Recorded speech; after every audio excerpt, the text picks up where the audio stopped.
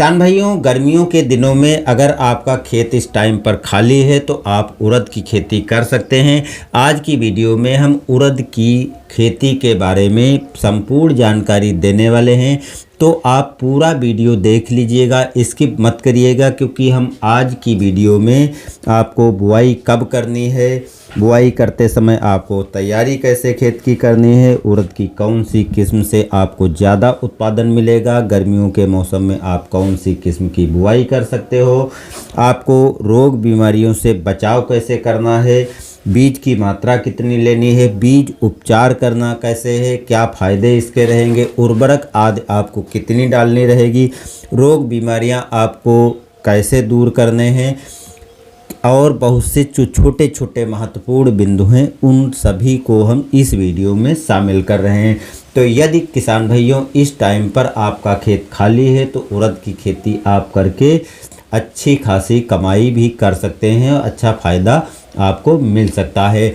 उड़द की खेती गर्मियों के मौसम में यानी जायद के समय पर आप दो तरीके से कर सकते हैं। एक तो सघन खेती के रूप में केवल आप उड़द की ही बुआई कर सकते हैं, और दूसरी मिश्रित खेती के रूप में अगर आप गन्ने की खेती कर रहे हैं, इस टाइम पर बुआई कर रहे हैं, तो मिश्रित खेती के रूप में गन्ने की खेती के साथ साथ भी उड़द की बुआई की जा सकती है। या फिर गेहूं कटाई के बाद उड़द या मूंग की खेती करना चाहते हो तब भी आपको इस वीडियो में काफ़ी अच्छी महत्वपूर्ण इन्फॉर्मेशन मिलने वाली है।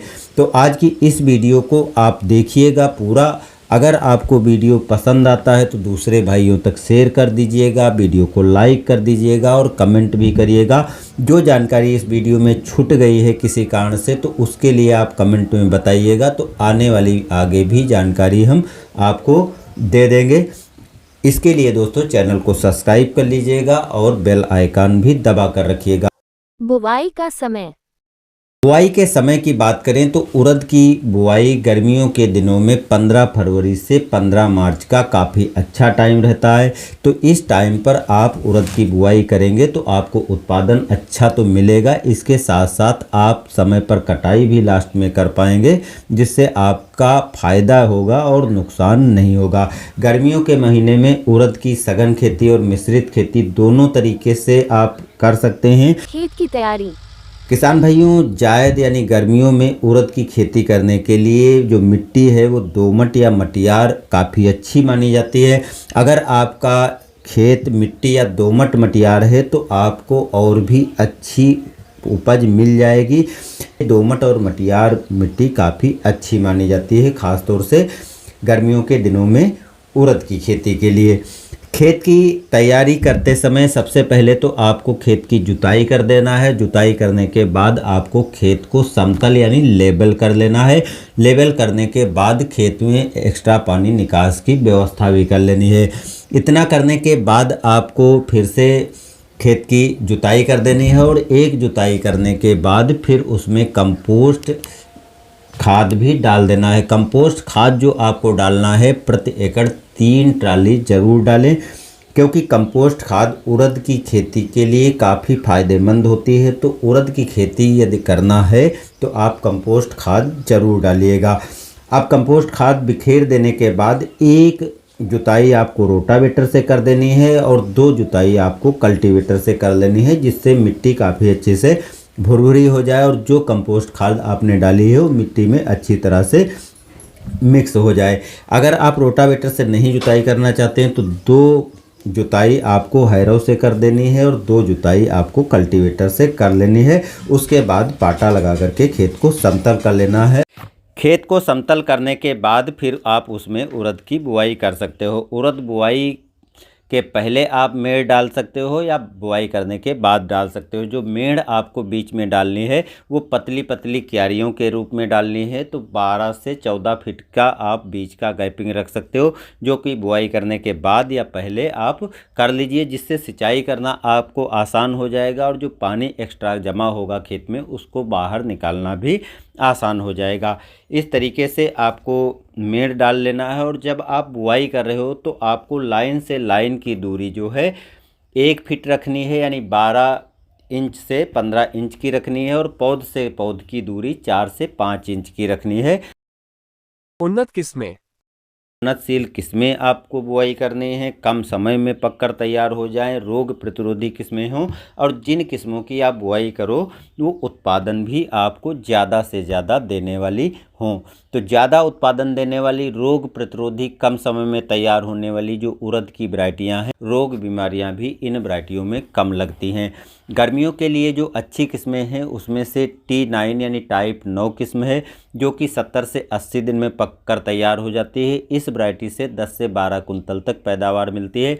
इसकी बुआई फरवरी महीने में आपको कर देनी चाहिए। मार्च में इसकी बुआई मत कीजिए क्योंकि थोड़ा ये लंबा टाइम लेती है। दूसरी किस्म है पंत U30, जो 60 से 70 दिन में पककर तैयार होती है। 10 से 14 कुंतल तक आपको 1 एकड़ में पैदावार ये दे देती है। पीला मोज़ेक रोग की ये काफ़ी अच्छी प्रतिरोधी किस्म है। इसकी बुआई आप लेट तक भी कर सकते हो, यानी 14-15 मार्च तक इसकी बुआई की जा सकती है। तीसरी किस्म है जो आपको काफ़ी अच्छा उत्पादन देने वाली है। इस किस्म का नाम है जवाहर 2, जो कि 60 से 70 दिन में पककर तैयार होती है और 10 से 12 कुंतल तक ये वैरायटी उत्पादन दे देती है। चौथी किस्म जो हमने शामिल किया है वो नंबर 1 किस्म कही जा सकती है, क्योंकि ये वैरायटी काफ़ी बढ़िया उत्पादन देती है। इसका नाम है PU31, जो 70 से 80 दिन में पककर तैयार होती है, लेकिन पैदावार के मामले में ये 12 से 16 कुंतल प्रति एकड़ तक दे देती है। तो ये वैरायटी काफ़ी किसान भाई गर्मियों के मौसम में बुआई करना पसंद करते हैं, क्योंकि इसमें रोग बीमारियां तो कम आती हैं, उत्पादन ज़्यादा से ज़्यादा मिलता है। अगली किस्म है PDU1, जिसको बसंत बहार नाम से भी जाना जाता है, और ये 70 से 80 दिन में तैयार होती है और ये 12 से 16 कुंतल तक पैदावार भी दे देती है। रोग रोधी प्रजाति है तो अच्छी पैदावार देती है, लेकिन इसकी भी बुआई आपको मार्च के पहले पखवाड़े तक, यानी 15 मार्च के पहले पहले इसको कर दें। जितना जल्दी हो उतना जल्दी कर दें, थोड़ा लंबा टाइम लेती है। इसके बाद अगली किस्म है शेखर उदय 2, जो 70 से 80 दिन में पककर तैयार होती है। 12 से 14 कुंतल तक इस वैरायटी से पैदावार मिल जाती है, तो ये वैरायटी भी आप बुआई कर सकते हो। अगली किस्म है सुजाता, जो 65 से 75 दिन में तैयार होती है। 12 से 14 कुंतल तक आपको 1 एकड़ में पैदावार दे देती है, और इस किस्म की बुआई आप 15 मार्च के बाद भी 16, 17, 20 मार्च तक भी कर सकते हैं। आखिरी किस्म है मास 479। मास 479 जो है काफ़ी बढ़िया उत्पादन किसान भाइयों इससे मिल जाता है, लेकिन ये पकने में थोड़ा लंबा टाइम लेती है। 80 दिन के अंदर अंदर ये पककर तैयार हो जाती है। पैदावार 12 से 16 कुंतल तक किसान भाइयों को इस वैरायटी को लगाने से मिल जाता है। तो ये जो 7-8 वैरायटियाँ हैं, इसमें से कोई भी एक आप लगा सकते हो। सभी की सभी अच्छी किस्में हैं, सभी से उत्पादन अच्छा खासा मिल जाता है। रोग प्रतिरोधी किस्म है, इसलिए रोग बीमारियां इसमें ज़्यादा देखने को नहीं मिलती हैं। तो ये सभी किस्में ऐसी हैं जो मोज़ेक रोग की प्रतिरोधी किस्म है, लेकिन फिर भी दोस्तों गर्मियों के मौसम में मोज़ेक रोग फैलने का खतरा बन जाता है, तो उससे आपको बचाव के उपाय भी करने पड़ेंगे, जो कि आखिरी में मैं आपको बता दूंगा। उड़द में रोग कीट की बात करें तो रोग कीट से भी बचाव बहुत ज़रूरी होता है। अगर उड़द में रोग कीट लग जाते हैं, बचाव समय पर नहीं करते हो, तो पैदावार पर काफ़ी ज़्यादा असर पड़ता है। तो इसलिए उड़द की फसल में पिस्सू, जो घुन जिसको बोलते हो, जो जड़ में लगता है, जड़ गलन पैदा कर देता है, जड़ को जो नाइट्रोजन वाली ग्रंथियाँ होती उसको काट करके खा जाता है, पौधा सूख जाता है, ख़राब हो जाता है। तो पिस्सू से बचाव के लिए पत्ती मोड़क कीट है या अन्य तरह की जो इल्लियाँ होती हैं उनसे बचाव करना ज़रूरी है। जो चींटी आदि जो फूल को खाती है उनसे बचाव करना ज़रूरी है। सफ़ेद मक्खी जो है एक वाहक होता है पीला मोज़ेक रोग के लिए, तो इससे भी रोकथाम आपको करना है। इल्लियाँ और जो कई तरह की होती हैं या फुदका होता है, तो इन सभी से आपको उड़द को बचाव करने के लिए दवाओं को डालना पड़ता है। तो अगर किसी तरह की खेत में इल्ली है, तो इससे बचाव के लिए, इसकी रोकथाम के लिए आप क्यूनालफास 25% EC की 400 ml मात्रा ले सकते हैं।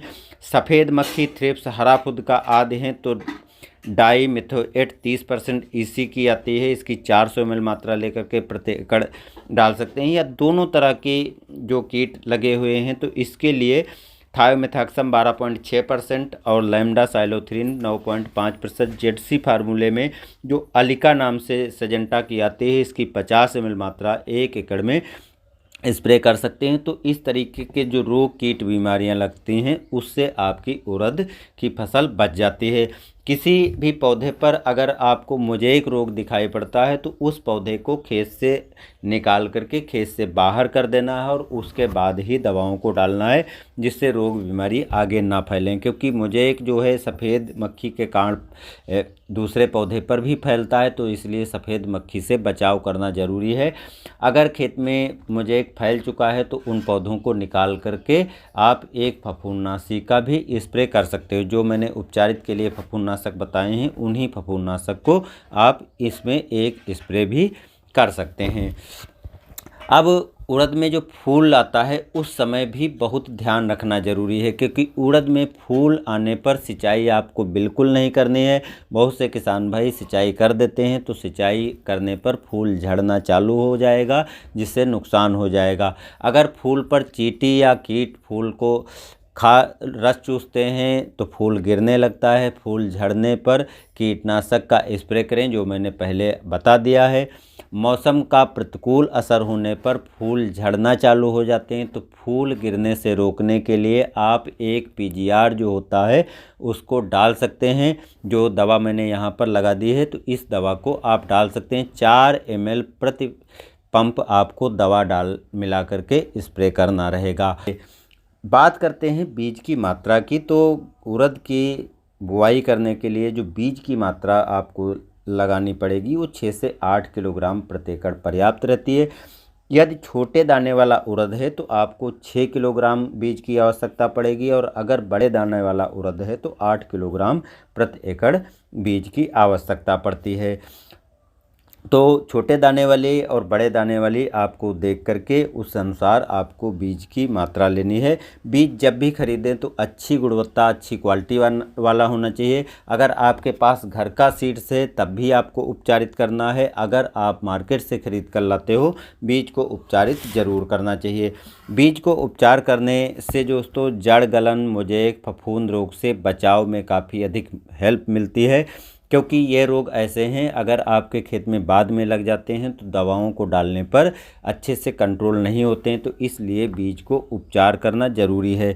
इन रोगों से बचाव के लिए बीज उपचार में आप कुछ दवाओं को डाल सकते हैं, जैसे 3 ग्राम प्रति किलो बीज को उपचारित करने के लिए थायरम ले सकते हैं, या 2.5 ग्राम प्रति किलोग्राम बीज उपचार के लिए मैंकोजेब 75% ले सकते हैं, या झेलोरा 2 ग्राम प्रति किलोग्राम बीज की दर से ले सकते हो, या पायराइजो स्ट्रोबिन और थायोफेनाइट मिथाइल जो होती है उसकी 2 ग्राम मात्रा प्रति किलोग्राम बीज को उपचारित करने के लिए ले सकते हो। इसके साथ साथ राइजोबियम कल्चर से भी आप उपचारित कर लीजिए, जिससे नाइट्रोजन की पूर्ति हो जाएगी और अलग से आपको उड़द में नाइट्रोजन देने की ज़रूरत नहीं पड़ेगी, क्योंकि जो राइजोबियम की गांठें होती हैं उसमें नाइट्रोजन एकत्र करने में पौधे को काफ़ी हेल्प मिलती है। इसलिए राइजोबियम कल्चर से भी आपको उपचारित कर लेना है। बीज को उपचारित करने के बाद 2 घंटे के अंदर अंदर आपको बुआई कर देने से और भी अच्छा लाभ मिलता है। जब आप बुआई कर रहे हो तो उस टाइम पर उड़द में उर्वरक भी देनी जरूरी रहते। उड़द की अच्छी पैदावार के लिए उर्वरकों की उचित मात्रा देनी ज़रूरी है। बुआई करते समय जो आप उर्वरक देंगे उसमें NPK 12-32-16 भी ले सकते हैं। इसकी 70 से 75 किलोग्राम मात्रा प्रति एकड़ ज़रूरत पड़ेगी। DAP ले रहे हैं तो 40 किलोग्राम प्रति एकड़ मात्रा पड़ेगी, और 15 किलोग्राम म्यूरेट ऑफ पोटाश 60% वाली भी साथ में मिला करके देना है। यदि आप NPK 20-20-0-13 ले रहे हैं तो 80% लेना है। अगर आप सिंगल सुपर फास्फेट ले रहे हैं तो आपको सिंगल सुपर फास्फेट की 3 बोरी और साथ में 15 किलोग्राम म्यूरेट ऑफ पोटाश लेना है, जो 60% तक की आती है।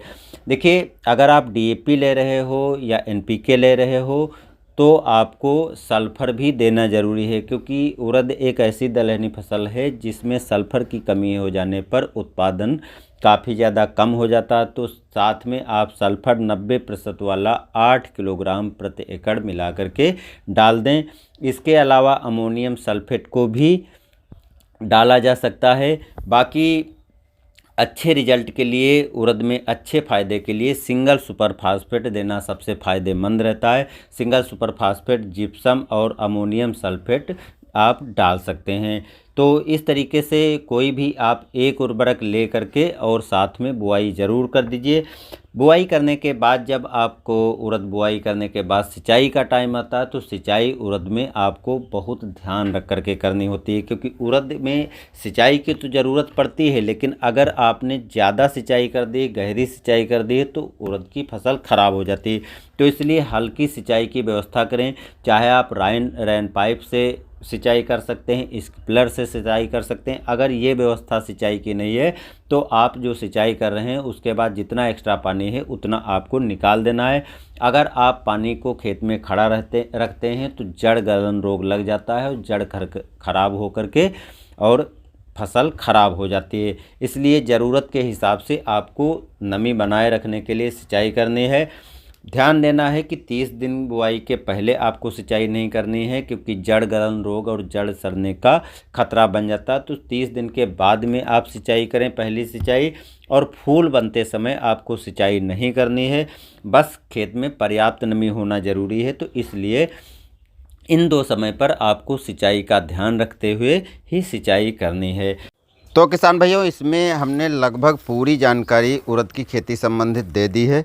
अगर कुछ छूट गया है तो आप कमेंट करके पूछ सकते हो, हम उसमें जवाब देने की कोशिश करेंगे। अगर कोई ऐसा पार्ट छूट गया है तो उसके लिए भी आप कमेंट कर सकते हो, तो हम एक प्रॉपर वीडियो अलग से बना करके जानकारी दे देंगे।